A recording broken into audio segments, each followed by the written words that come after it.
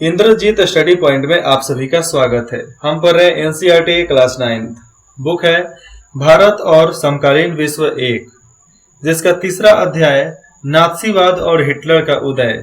Hitler का example तो सब किसी को पता है, क्योंकि हिटलर का एग्जाम्पल लेकर बच्चों को, टीचरों को और बहुत सारे फिल्मों वगैरह में भी दिखाया गया है कि हिटलर बहुत क्रूर था, एकदम गुस्सैल था, खतरनाक था वगैरह वगैरह।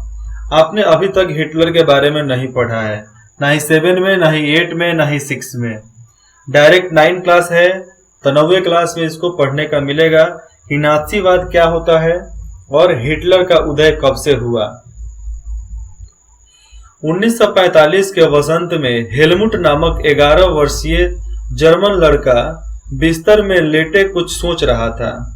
11 साल का लड़का बिस्तर में लेटे हुए कुछ सोच रहा था।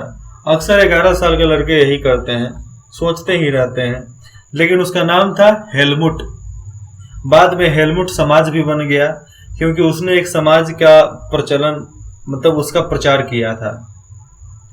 सभी उसे अपने माता पिता की दबी दबी सी आवाजें सुनाई दी कि उसके माता पिता कुछ धीरे धीरे बोल रहे थे। हेलमुट कान लगाकर उनकी बातचीत सुनने की कोशिश करने लगा। वे गंभीर स्वर में किसी मुद्दे पर बहस कर रहे थे। हेलमुट के पिता एक जाने माने चिकित्सक थे, मतलब डॉक्टर थे। उस वक्त वे अपनी पत्नी से इस बारे में बात कर रहे थे कि क्या उन्हें पूरे परिवार को खत्म कर देना चाहिए या अकेले आत्महत्या कर लेनी चाहिए। अब क्यों करनी चाहिए? उन्हें अपना भविष्य असुरक्षित दिखाई नहीं दे रहा था।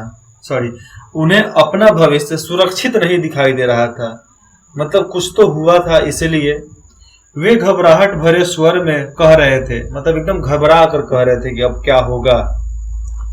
अब मित्र राष्ट्र कोई देश था, वहां का बगल वाला देश जर्मनी का, अब मित्र राष्ट्र भी हमारे साथ वैसा ही बर्ताव करेंगे जैसा हमने अपाहिजों और यहूदियों के साथ किया था। अब जो मित्र राष्ट्र हैं, जो बगल के जो देश हैं, पड़ोसी देश, अब उनका कब्जा हमारे देश पे है, तो वो हमारे साथ क्या करेंगे? वो भी वही करेंगे जो हमने अपाहिजों और यहूदियों के साथ किया था।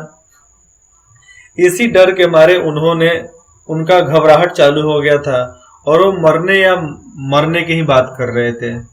आत्महत्या कर लो, परिवार को खत्म कर लो, ऐसा ही कुछ।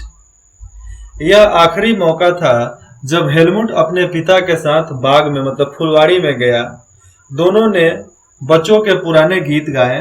दोनों ने बच्चों का एक पुराना गीत होता है, जिस तरह गांव में जाओगे तो कहानी सुनने को मिल जाएगा, गुड़िया चंदा मामा दूर का, पुआ पकाए कैसे, ऐसा ही है, तो ये सुनने का मिल जाता है। तो ऐसा ही कुछ वो लोग गाए होंगे, क्योंकि उन लोगों का फैशन, रीति रिवाज कौन जानता है, हम लोग तो जानते नहीं है। दोनों ने पुराने गीत गाए और खूब सारा वक्त खेले कूदे बिताए, मतलब खेलते कूदते वो लोग बहुत सारा समय वो अपना इस्तेमाल किया वहां पे, और एक दूसरे के साथ बहुत प्यारा सा, अनोखा सा, एकदम मन को मोह लेने वाला जो पल होता है एक बाप बेटे का, जब दोनों बाप बेटा एक साथ में बैठकर खेलता है और कूदता भी है और दौड़ता भी है। समझो छोड़ो, मैं ये बताता हूँ। आप बताओ, क्लास 9th में हो, कितने बच्चे जो अभी पढ़ रहे हैं अपने पापा के साथ, अपने पिताजी के साथ, अपने पापा जी के साथ, अपने पापा के साथ 9th क्लास में आने के बाद भी उनके साथ खेले हो, उनके साथ कूदे हो, उनके साथ घूमे हो? कितने बच्चे हैं? सब कोई तो अभी प्राइवेसी चल रहा है, सब कोई अलग अलग रहना चाहता है, लेकिन अभी ऐसा कौन है जो अपने पापा के साथ खेल कूद सकता है? कमेंट में जरा बताइए, मैं भी जानूं। मैं तो इतना बड़ा हो गया हूं ना, आज भी पापा के साथ बैठते हैं, एकदम खूब ठहाका मार मार कर हम लोग बातें करते हैं। क्यों करते हैं? क्योंकि वैसा हमने परिवार को बनाया ही है कि हम हर चीज का इस्तेमाल कर सकें, और हर, चाहे दुख हो, दर्द हो, दिक्कत हो, चाहे कोई भी परेशानी हो, कुछ भी हो, हम आसानी से शेयर कर सकते हैं। हमारी जो भी बुरी आदतें हैं हमारे घर में पता है, हमारे अच्छे आदत भी घर में पता है, लेकिन डांटाई रोज होती है हमारी। इतने बड़े होने के बाद भी रोज मैं डांट सुन ही लेता हूँ। कोई बड़ी बात नहीं है इसमें। कुछ समय बाद हेलमुट के पिता ने अपने दफ्तर में खुद को गोली मार ली। अपने ही दफ्तर में खुद को गोली मार ली। हेलमुट की यादों में वह क्षण अभी भी जिंदा है जब उसके पिता की खून में सनी वर्दी को घर के अलाव में ही जला दिया गया। मर के घर के बाउंड्री जो होता है ना, वहां पर ही जला दिया गया। समझो कैसा वो दिन रहा होगा कि डर के मारे लाश जो जलता है उस जमीन अपने घर के प्रांगण में ही उसको जलाना पड़ता हो। हेलमुट ने जो कुछ सुना था और जो कुछ हुआ, जो कुछ उसने कान लगाकर सुना, चाहे जो कुछ हुआ, उससे उसके दिलो दिमाग पर इतना गहरा सदमा पहुंचा था कि अगले 9 साल तक वह घर में एक कौर भी नहीं खा पाया। मतलब उसके जहन दिलो दिमाग में ऐसा सदमा लग गया कि अगले 9 साल तक अपने घर में खाना नहीं खाया था। उसे डर था, उसे यह डर सता रहा था कि कहीं माँ उसे भी जहर ना दे दे और जहर देकर मार ना दे। इसी डर के वजह से उसने 9 साल घर में खाना नहीं खाया, घर के बाहर खाना खाया। अब घर के बाहर कहाँ खाना खाया होगा ये तो मुझे नहीं पता। हेलमुट को शायद समझ में आ गया हो, लेकिन हकीकत यह है कि उसके पिता नात्सी थे। जो नात्सीवाद ऊपर टॉपिक है, तो उसके पिता नात्सी थे। एक देश से ही उसके जात का बोध होता है, समाज से ही उसके जात का बोध होता है। तो नात्सी एक समाज था। वे अडॉल्फ हिटलर के कट्टर समर्थक थे। जो उस समय हिटलर हुआ करता था, जिसका नाम था अडॉल्फ हिटलर, उसके कट्टर समर्थक थे उसके पिता। आप में से कई बच्चे नात्सियों और उनके नेता हिटलर के बारे में जानते होंगे। आप में से बहुत सारे हो कि नात्सियों और हिटलर के बारे में जानते हो। ऐसा बात नहीं है कि आप नहीं जानते होंगे। आपको शायद पता होगा कि हिटलर जर्मनी को दुनिया का सबसे ताकतवर देश बनाने को कटिबद्ध था। मतलब एकदम ज्यादा उस पर पागलपन सवार हो गया था कि जर्मनी को हम सबसे शक्तिशाली ताकतवर बना देंगे विश्व में, जिसको आज जापान के नाम से जाना जाता है। जर्मनी भी है, जापान भी है, अब सब अलग अलग बट गए हैं ना। वहां पूरे यूरोप को जीत लेना चाहता था। क्या चाहता था? वह पूरे यूरोप को चाहता था कि हमारा हो। आपने यह भी सुना होगा कि उसने यहूदियों को मरवा दिया था। यहूदियों को मरवा दिया था या मरवाया था। लेकिन नात्सीवाद सिर्फ इन इक्का दुक्का घटनाओं का नाम नहीं है। नात्सीवाद ये छोटा मोटा और इक्का दुक्का घटनाओं का नाम नहीं है। बड़ा बड़ा कांड होता था, बहुत बड़ा बड़ा कांड होता था, उसको नात्सीवाद बोलते हैं। जबरदस्त और जबरदस्ती। यह दुनिया और राजनीति के बारे में एक संपूर्ण व्यवस्था, विचारों की एक पूरी संरचना का नाम है। ये जो नात्सीवाद है ये एक दुनिया है और एक राजनीतिक पार्टी है। समझ लो कि ये एक विचार की पूरी संरचना का नाम है। व्यवस्था, संपूर्ण व्यवस्था और विचार, यहाँ पर दो शब्द है। संपूर्ण व्यवस्था और संपूर्ण विचारों का पूरी तरह से संरचना है, मतलब एक बनावटी है। आइए समझने की कोशिश करें कि नात्सीवाद का मतलब क्या था। इस सिलसिले में सबसे पहले हम यह देखेंगे कि हेलमुट के पिता ने आत्महत्या क्यों की थी। वे किस चीज से डर रहे थे। ये है हिटलर का चित्र। बीच वाला जो दिख रहा है यही हिटलर है। देखकर अच्छे अच्छे लोगों का हालत खराब हो जाता था। ये चित्र देखो, हिटलर मध्य में है और बाएं में जो खड़ा है इसको बोलते थे गयोबल्स। सरकारी बैठक के बाद बाहर निकलते हुए 1932 का चित्र है ये। नए शब्द, मित्र राष्ट्र का नेतृत्व शुरू में ब्रिटेन और फ्रांस के हाथों में था। तो उस समय ब्रिटेन और फ्रांस आने वाले थे दो। 1941 में सोवियत संघ और अमेरिका भी इस गठबंधन में शामिल हो गया। सोवियत संघ और अमेरिका सब मित्र राष्ट्र में आकर मिल गए। उन्होंने धुरी शक्तियों यानी जर्मनी, इटली और जापान का मिलकर सामना किया। जर्मनी, इटली और जापान, आज तीनों को अलग अलग नाम से जानते हैं, लेकिन ये तीनों पहले एक में था, और एक में था तो बारूद था। केवल जर्मनी, इटली और जापान से लड़ने के लिए समझो कि सोवियत संघ 13 देश, अमेरिका 12-13 देश उसमें भी है, फ्रांस अमेरिका में आता है, ब्रिटेन भी आज आप ले लो तो रसिया में आता है, नहीं अमेरिका में ही आता है। तो समझो ये सब मिलकर केवल 3 देश को हरा रहे थे, जर्मनी, इटली और जापान। कितना स्ट्रांग था वो, कितना ताकतवर था हिटलर का राज्य। मई 1945 में जर्मनी ने मित्र राष्ट्रों के सामने समर्पण कर दिया। कितना में? मई 1945 में, जब हिरोशिमा और नागासाकी पर अमेरिका ने परमाणु बम गिराया। तो परमाणु बम गिराते 10 सेकंड में, 1 मिनट में समझो कि हजारों लाखों लोगों की धज्जियां उड़ गई। बिल्डिंगें तो एकदम ताश की भट्टी लेकर गिर रहा था। जिस तरह ताश का पत्ता गिरता है ना, उस तरह बिल्डिंग गिर रहा था। तो समर्पण कर दिया। हिटलर को अंदाजा हो चुका था कि अब उसकी लड़ाई का क्या हश्र होने वाला है। इसलिए हिटलर और उसके प्रचार मंत्री कौन कौन थे? हिटलर और उसके प्रचार मंत्री, जिसका नाम था गोयबल्स, ने बर्लिन के एक बंकर में पूरे परिवार के साथ अप्रैल में ही आत्महत्या कर ली थी। अप्रैल में ही हिटलर अपने पूरे परिवार और मंत्रियों के साथ, जितने भी उसके प्रचार मंत्री थे, आत्महत्या कर लिया था। आत्महत्या कर लिया था कि क्या कर लिया, कहाँ रहता है, ये किसी को नहीं पता आज तक उसकी लाश नहीं मिली है किसी को। युद्ध खत्म होने के बाद न्यूरेमबर्ग में एक अंतर्राष्ट्रीय सैनिक अदालत स्थापित की गई। कहाँ पे?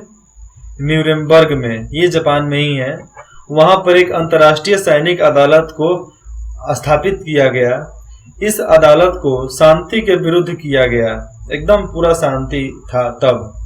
अपराधों, मानवता के खिलाफ किए गए अपराधों और युद्ध अपराधों के लिए जो लड़ाई में अपराध हुआ, उसके लिए नाज़ी युद्धबंदों पर मुकदमा चलाने के लिए उसका स्थापित किया गया था अदालत को। कि जब लड़ाई चल रहा था तो जापान, जर्मनी, इटली के सैनिकों ने कितना तबाही मचाया, क्या क्या अपराध किया था, उसके बारे में ही फैसला लेने के लिए अदालत वहां पर बैठाया गया था। ऊपर क्या था? मुकदमा चलाने का जिम्मा सौंपा गया।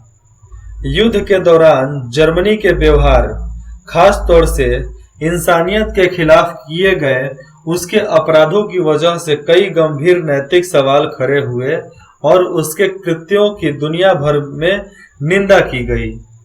मतलब जो काम जर्मनी ने किया हिटलर के कारण, हिटलर के रहने के कारण, वैसा जो भी खौफनाक वहां पर सिलसिला चल रहा था, वो एकदम इंसानियत के खिलाफ था।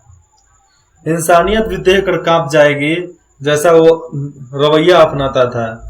गला काट देना, एक रूम में बंद करके गैस छोड़ देना, उस तरह मारना, जिंदा काट देना, इस तरह तो आम बात थी, गोली मार देना। ये कृत्य क्या थे? मतलब ये कौन कौन से काम थे जिसका निंदा पूरा विश्व करता है आज भी, जिसके वजह से जापान के हिरोशिमा और नागासाकी पर बमबारी किया गया, वो भी परमाणु बम का, जिसका जहां परमाणु बम गिराया गया था वहां के बच्चे आज भी लूले लंगड़े पैदा होते हैं। कितना लूला लंगड़ा पैदा होता है सब आज भी। करीबन 1945 में गिरा तो 55 साल और 20 साल, 75, 76, 77, 78 साल हो गया है। फिर भी आज भी वहां पर दिक्कत तो है बहुत ज्यादा। दूसरे विश्व युद्ध के समय, जब दूसरा विश्व युद्ध हुआ था, उस समय जर्मनी ने जनसंहार शुरू कर दिया, जिसके तहत यूरोप में रहने वाले कुछ खास नस्ल के लोगों को सामूहिक रूप से मारा जाने लगा। जो यूरोप में रहते थे, खास नस्ल के छोटे जाति वाले, बड़े जाति को थोड़े कोई मार सकता है। जो काला लोग थे उसी को मार दिया जाता था। इस युद्ध में मारे गए लोगों में, जो इस युद्ध में मारे गए थे, उन सारे लोगों में 60 लाख यहूदी, 2 लाख जिप्सी और 10 लाख पोलैंड के नागरिक थे। कहाँ के? 60 लाख यहूदी थे जो रूस में के थे, 2 लाख जिप्सी थे जापान से थे और बाकी जगह से भी हो सकते हैं, और 10 लाख पोलैंड के नागरिक थे। साथ ही मानसिक और शारीरिक रूप से अपंग घोषित किए गए 70,000 जर्मन नागरिकों को भी मार डाला गया। और जो मानसिक रूप से चाहे शारीरिक रूप से अपंग है, विकलांग है, 70,000 जर्मन लोगों को मार दिया गया वहां पे। इनके अलावा न जाने कितने ही राजनीतिक विरोधियों को भी मौत की नींद सुला दिया गया, और जो राजनीतिक विरोध करते थे उनको भी मार दिया जाता था। इतनी बड़ी तादाद में लोगों को मारने के लिए ऑस्विट्ज़ जैसे कत्लखाने बनाए गए। ऑस्विट्ज़ जैसे मतलब वहां पर बताते हैं आगे, कारखाने बनाए गए जहां जहरीले गैस से हजारों लोगों को एक साथ मौत के घाट उतार दिया जाता था। समझो कि वहां पर एक कक्ष बना है, बहुत बड़ा कक्ष, जिसमें 1000 लोग आराम से समा जाए, नहीं तो 10 कक्ष हो गया, 100 करके वहां पर घुसा दिया जाता था। जाओ अंदर, जाओ जाओ जाओ, और आजू बाजू से उसमें गैस छोड़ा जाता था। कौन से? मिथाइन गैस, मतलब उसको जहरीला गैस बोलते हैं, जिससे सांस लेने में दिक्कत और लोगों की मौत घुट घुट कर हो जाती थी। समझो किस तरह का हत्याकांड चल रहा था उस समय, जनसंहार चल रहा था। न्यूरेमबर्ग अदालत ने केवल 11 मुख्य नात्सियों को ही मौत की सजा दी। जो न्यूरेमबर्ग अदालत स्थापित किया गया था, केवल 11 बहुत मुख्य अपराधी जो थे, नात्सियों को ही मौत की सजा दे सकी। बाकी आरोपियों में से बहुत को उम्र कैद की सजा सुनाई गई। सजा तो मिली, लेकिन नात्सियों को जो सजा दी गई वह उनके बर्ताव और उनके जुल्मों के मुकाबले बहुत छोटे थे। असल में मित्र राष्ट्र पराजित जर्मनी पर जो हार गया, पराजित जर्मनी पर इस बार वैसा कठोर दंड नहीं थोपना चाहता था जिस तरह का दंड पहले विश्व युद्ध के बाद जर्मनी पर थोप दिया गया था। पहले विश्व युद्ध के बाद जो जर्मनी पर थोप दिया गया था एक तरह से दंड, जुर्माना देना, तब हिटलर का उदय हुआ। हिटलर बोला कि हम ना देबो, हम ना देंगे, तुम कुछ भी कर लो, हम ना देने वाले हैं, तुम पैसा मांगोगे हम गोली मार देंगे, इसीलिए चुपचाप रहो, हम नहीं देंगे। नहीं दिया। आज हिटलर का खजाना इतना जगह पे छुपा हुआ है जिसका मतलब पता आज तक कोई नहीं लगा पाया। इतना जगह जगह पे उसका खजाना छुपा कर रखा गया है। बहुत पैसा था उसके पास, बहुत लूट ले था देशों को, विदेशों को तो पूरा लूट कर रख दिया था। बहुत सारे लोगों का मानना था कि पहले विश्व युद्ध के आखिर में जर्मनी के लोग जिस तरह के अनुभव से गुजरे उसने भी नात्सी जर्मनी के उदय में योगदान दिया था। अब देखो, बहुत सारे लोग जो विश्व युद्ध के आखिर में जर्मनी के लोग जिस तरह अनुभव से गुजरे थे, मतलब ऐसा अनुभव था उन लोगों का, फिर भी वह जर्मनी को आगे बढ़ाने के लिए बहुत ज्यादा योगदान दिया था। आज भी नेपाल नहीं, जापान के लोग दिनों रात काम करते हैं, संडे को छुट्टी वुट्टी नहीं लेते हैं, पर्व त्योहार को छुट्टी नहीं लेते हैं। क्यों नहीं लेते हैं? उनका मन ही नहीं लगता है। अब देखो, हम जो काम करते हैं, अगर हम वो छोड़ दें 1 घंटे के लिए, 1 घंटे नहीं 1 दिन के लिए, तो उस दिन रात को मेरा सिर दर्द करना चालू, ये तय है, कंफर्म है कि हमारा सिर दर्द होगा। ऐसा आदत ही बन गया है ना, पढ़ने पढ़ाने, हमेशा किताब में डूबे रहने का आदत हो गया है। यह अनुभव क्या था? अगले भाग में हम पढ़ेंगे वाइमर गणराज का जन्म, कि वाइमर गणराज का उदय कब हुआ और उसका खात्मा कब हुआ था। वाइमर गणराज मतलब एक आदमी का नाम था वाइमर, उसी के नाम पर मतलब वो जो आगे चलकर जो राष्ट्र बनाया अपने विचारों से उसी को वाइमर गणराज्य का नाम दे दिया गया। ऐसे वाइमर एक शहर का भी नाम है। शहर के नाम पर भी वाइमर गणराज्य का नाम बोला जा सकता है। अब क्या होगा क्या नहीं होगा जब आगे पढ़ेंगे तो ही मालूम चलेगा। इसलिए अगर कुछ भी आपको डाउट हो तो आप कमेंट करके बोल सकते हैं, बता सकते हैं कि हमको यहाँ पर इस वीडियो में दिक्कत है। आपको विदिन 24 आवर में आपको इन्फॉर्मेशन दे दिया जाएगा। इंद्रजीत स्टडी पॉइंट में जुड़े रहने के लिए आप सभी का धन्यवाद।